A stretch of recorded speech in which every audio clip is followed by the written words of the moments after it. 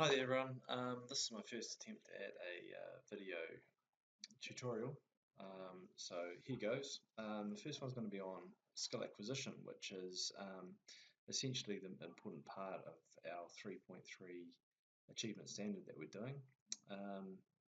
During this achievement standard, you'll be taught about skill classification. You'll be talking about skill methods and strategies that you'll need to carry out in order to um, learn the skills, and also factors that affect learning.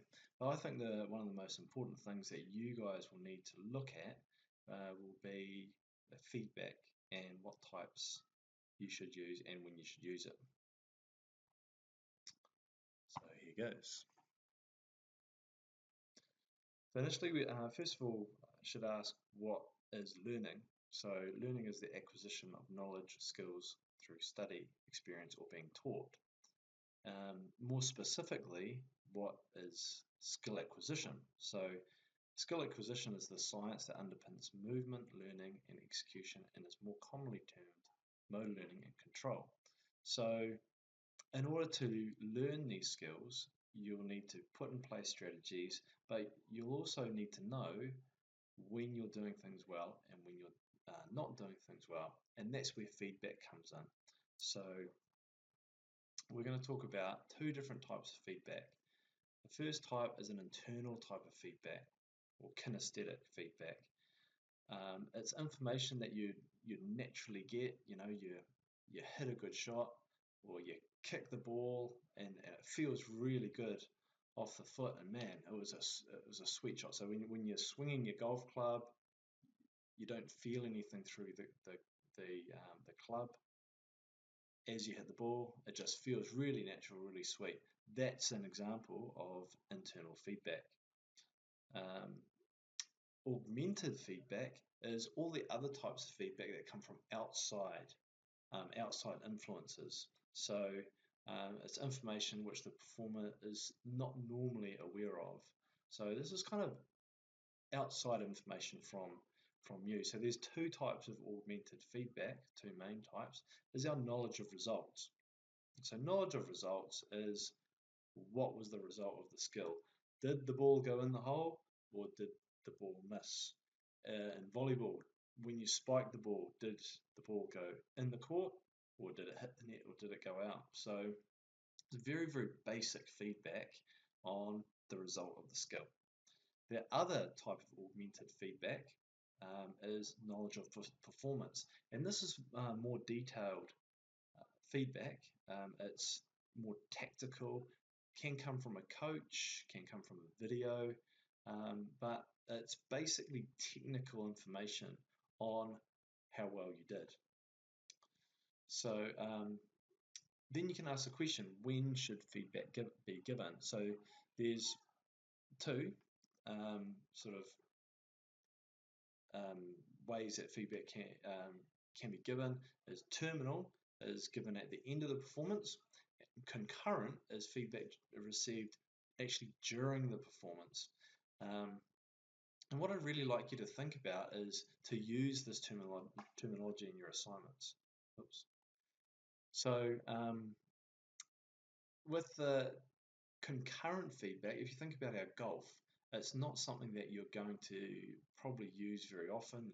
Sort of mid-swing, I don't think you'll be getting any kind of augmented feedback, but maybe you're getting internal feedback as your internal concurrent feedback as you're going through the stroke. So I'd like you to come up with some examples of terminal and concurrent feedback, and maybe related to golf. So back to the question, when should feedback be given? Internal feedback, it happens anyway.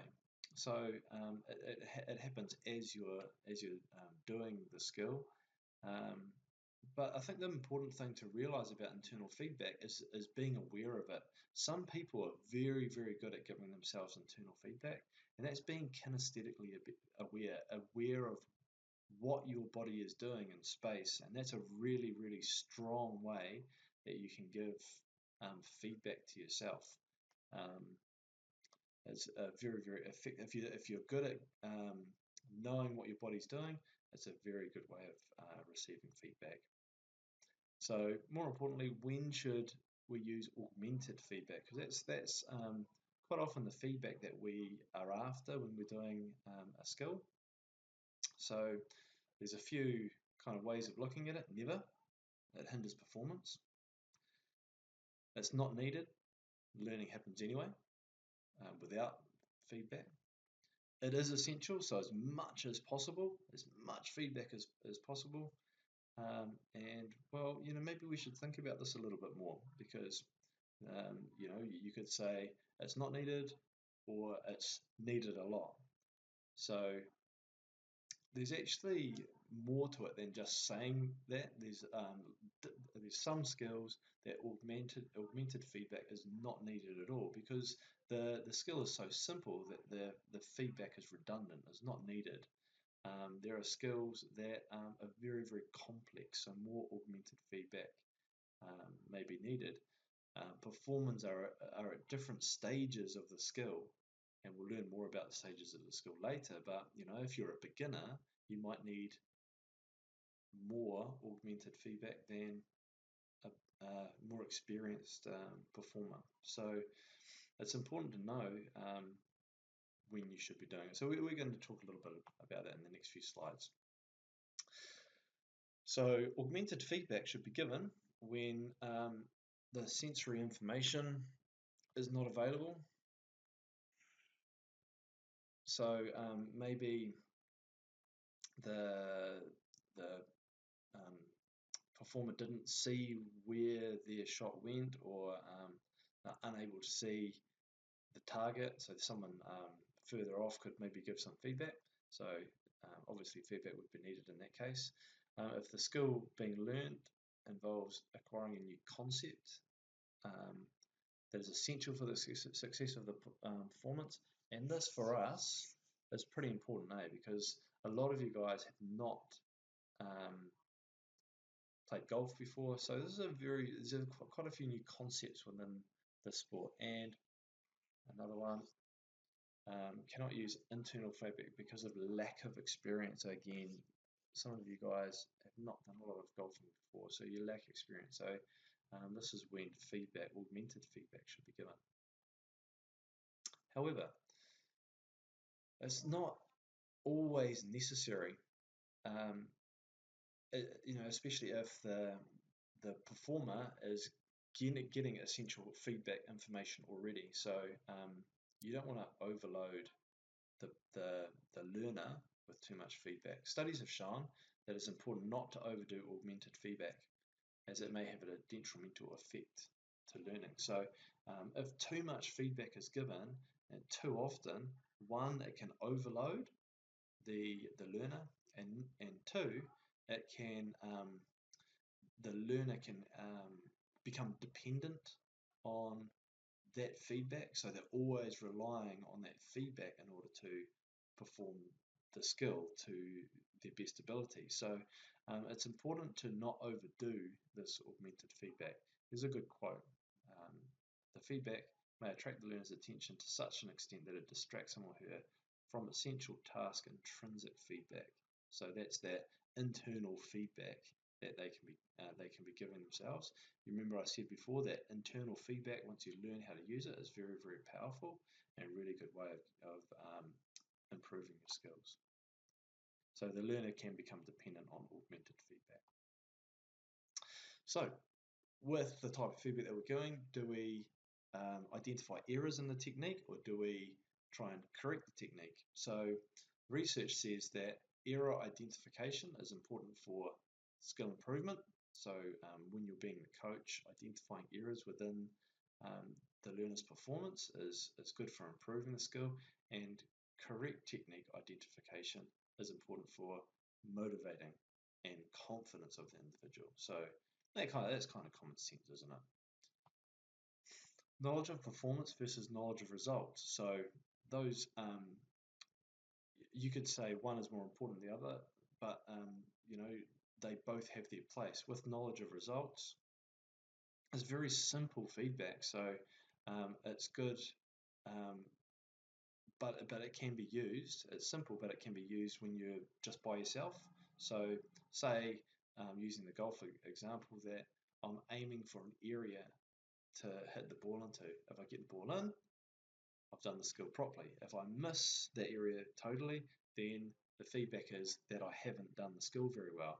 Now, that's good if you're by yourself and you can get a little bit of feedback off that. But if you're a beginner or a learner, then you're not getting the specific information about what techniques you're doing wrong. So um, for knowledge of results, it's great as to confirm any kind of intrinsic feedback that you're giving, especially if you get the ball in. It's great as a motivational tool, but it's probably better for the more advanced performers with knowledge of performance. So this one here. It's great for a complex skill. If there's a lot going on in the skill, then knowledge of performance, that technical advice is really, really important. When a lot of mistakes are being made by the performer, then knowledge of performance is needed to try and correct that.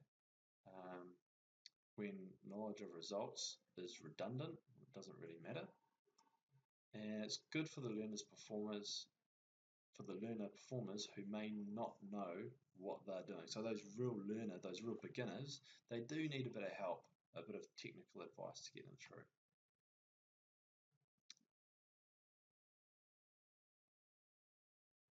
So this is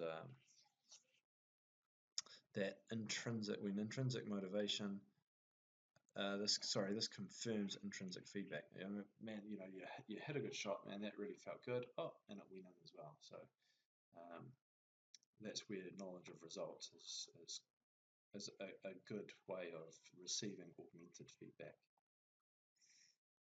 And final point, this is really important. I think I've said it a couple of times, but knowledge of performance is important for learners, as there will be too many negatives in the knowledge of results. If I'm a beginner, I might be making a lot of mistakes, so I'm not getting a lot of positive feedback from knowledge of results. Should you be descriptive of the technique, or prescriptive, which is mean, tell them what they should be doing? So should you describe the performance actions or tell them what they should be doing? Descriptive simply means describe the movement. Prescriptive means you tell the person what they need to do to correct it. So which form is best? So research says that prescriptive at the beginning. So a beginning performer doesn't really know what they can be doing to improve their performance. So that's prescriptive is more important, telling them exactly what they need to be doing.